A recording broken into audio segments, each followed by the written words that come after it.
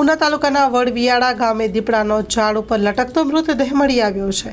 વડવિયાળા ગામે ટેલિફોન એક્સચેન્જની સામેના ભાગે આવેલ ઝાડીઓમાં ઝાડ ઉપર લટકતો દીપડાનો હાલત મૃતદેહમાં મળી આવી છે.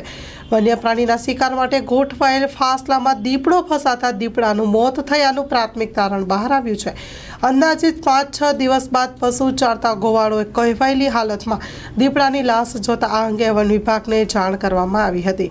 વન વિભાગ દ્વારા ઝાડ કાપીને દીપડાના મૃતદેહને નીચે ઉતારવામાં આવ્યો હતો. દીપડાના મૃતદેહને પોસ્ટમોર્ટમ માટે જસાધાર એનિમલ કેર સેન્ટર ખાતે લઈ જવામાં આવ્યો છે.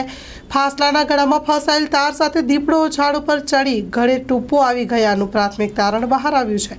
વન વિભાગે ગૌચરની જમીનનો કબજો કરી ફાસલા મૂકનાર 2 શખ્સને રાઉન્ડ અપ કરી પૂછપરછ હાથ ધરી. મૃતક દીપડો અંદાજે 8 વર્ષનો હોવાનું વન વિભાગનું અનુમાન. આ અંગે વધુ તપાસ જસાધાર RFO ચલાવી રહ્યા છે. Story report by Parag Santani, Gir Somnath.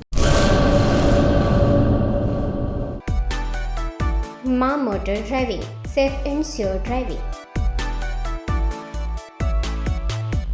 Driving એ શોખ સાથે આપની મોટી જવાબદારી પણ છે. અમારા ઇન્સ્ટ્રક્ટર દ્વારા સચોટ અને સરળ માર્ગદર્શન. આપની રોજની તાલીમની માહિતી મેળવીને શું અધુરાશ છે તેના ઉપર પૂરું ફોકસ કરાય છે.